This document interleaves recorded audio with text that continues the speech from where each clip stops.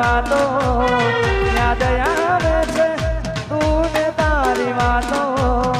પાછી અવાય તો આવી જાને બાપા